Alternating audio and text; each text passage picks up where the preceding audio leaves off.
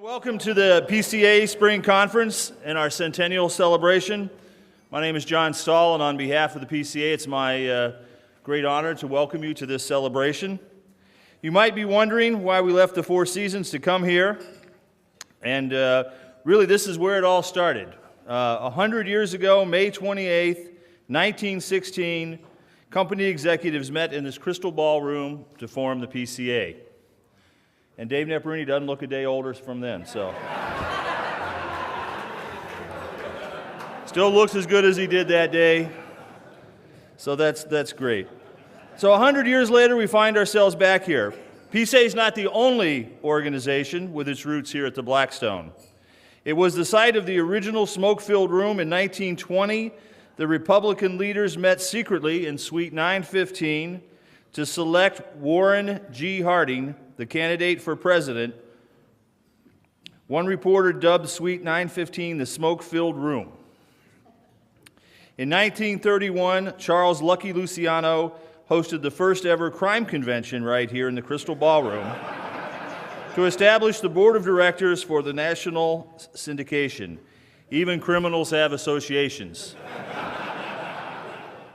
In 1987, The Color of Money, starring Paul Newman, was filmed right here in the Crystal Ballroom. The history of the hotel is rich, but not as rich as our own. The Centennial is a chance to look back to where we came from, who we are, and where we're heading. It's a chance to celebrate our industry and our accomplishments.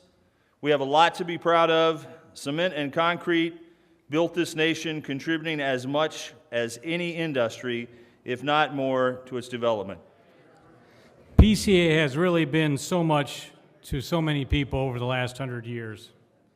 It has helped its members through good times and bad to promote what really is one of the greatest materials known to mankind. But it has been so much more. Regardless of what we do as an association, nothing is more important than the lasting relationships we form while we're here.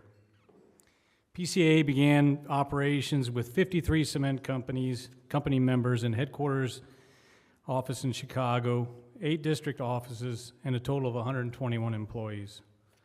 Some of those companies are still operating under the same name and are still members of PCA.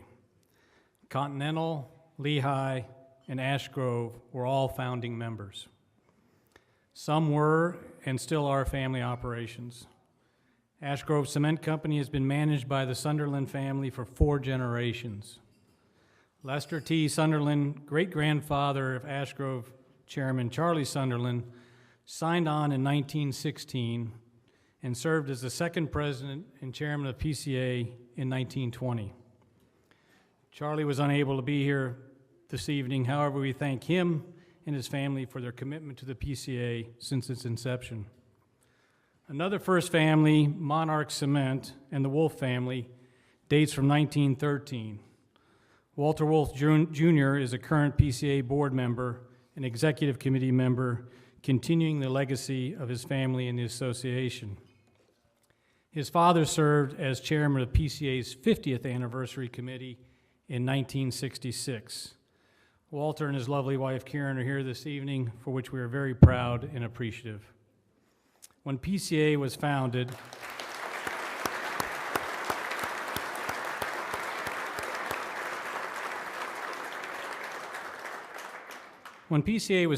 the use of concrete was expanding rapidly, and cement companies recognized that an industry association could be a very important part of coordinating, standardizing, and improving the uses of Portland cement and concrete. PCA's research, technology, and education played an important role in making concrete a staple in worldwide construction. How has PCA changed since those early days? In some ways, it hasn't. Promotion and advocacy remain top priorities backed by leadership in research and technology. But the overall size of the organization has decreased as other, more specialized associations emerge to focus on specific segments of the concrete industry.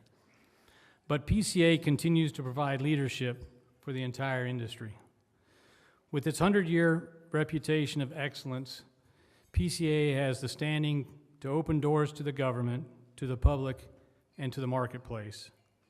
PCA turns 100 this year. It's an accomplishment we can all be proud of, as we are all a part of its history. Let's embrace this feat and celebrate our association on its 100-year existence. Thank you. As Carrie mentioned, PCA has been really critical to the development of our industry. And in one way or another, we have always followed a three-pronged approach that supported advocacy, promotion, and technical expertise. In 1916, the year Congress passed the first federal highway bill, PCA had been communicating to local and national officials to advocate adequate investment in the nation's infrastructure. Sound familiar?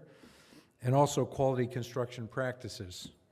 Today, we're still advocating for infrastructure funding, and we're calling for durable and sustainable road building. Hasn't changed very much. Promotion to the general public reached its height following World War II, focusing on the need for durable buildings and infrastructure in what was then a rapidly growing nation. Ads in popular magazines featured celebrities, touting the numerous advantages of concrete roads and buildings. PCA adopted the Concrete for Permanence campaign as a promotional message and used it well into the 1950s. We still tout permanence today, but in the broader context of resilience. Same concept, different word. A concept that has recently gained more traction in the wake of large extreme weather events that have occurred. In PCA's early years, the rapidly expanding use of concrete for infrastructure created a demand for reliable technical information, and PCA met this challenge with expanded research and education programs, serving as the nation's primary technical resource for concrete. PCA's Concrete Highway magazine was a vehicle for PCA engineers as well as state transportation officials to share information about concrete road projects. After World War II, PCA's technical support apparatus had expanded to the point where it operated the world's largest testing laboratory for cement and concrete at what is now CTL Group Laboratories. And today, PCA still operates one of the world's most comprehensive libraries on cement and concrete. Most people don't know that, but we're second to none in the world for our library. We actively participate in the development of technical standards such as ACI 318, ASCE 7, as well as in model building codes and fire codes in order to improve the efficiency and cost effectiveness of concrete structures. We also offer dozens of educational programs to a broad range of engineering professionals on concrete basics, code provisions, code changes, and new building technologies. In its early years, PCA did everything for the concrete industry. Today's industry has evolved to be more decentralized with numerous specialized trade associations, some PCA spin-offs that promote specific concrete systems and applications. The need for competition and collaboration within the industry is thus more important today than ever. Accordingly, our role has shifted to promote the critical market research and development activities that are needed to support promotion by other organizations. As resources become more limited, we need to get as much bang for the buck as possible. And since cement is a common denominator among all concrete applications, it makes sense a natural role for PCA would be to foster a unified industry effort in shared areas of interest, which is the same need that first drew the industry together in 1916. The PCA Centennial reminds us that over the last 100 years, the cement industry has made possible a building material that has been essential to the development of this nation. Indeed, concrete is critical to the development of civilization itself. Try to imagine a major city without concrete. What would it be made of? How would you build anything tall without solid foundations? You just couldn't have done it. So you wouldn't have reliable infrastructure. You couldn't create what we now call civilization. PCA's first chairman, Ben Affleck, yes, Ben Affleck. He doesn't look that old either, does he? He said that cement, this is a very interesting quote, cement is used, not consumed, because it contributes to the wealth of communities for generations. But think of that, it's used but not consumed. The world cannot live without cement, and PCA's job is to make sure we have it and we know the best ways to use it. And as long as we have a cement industry, and as long as that industry needs a forum to exchange ideas and information, and as long as that industry needs an association with the standing to influence government, legislation, and regulation, and as long as that industry needs technical capability and reputation to guide the engineering construction community, there will be a PCA.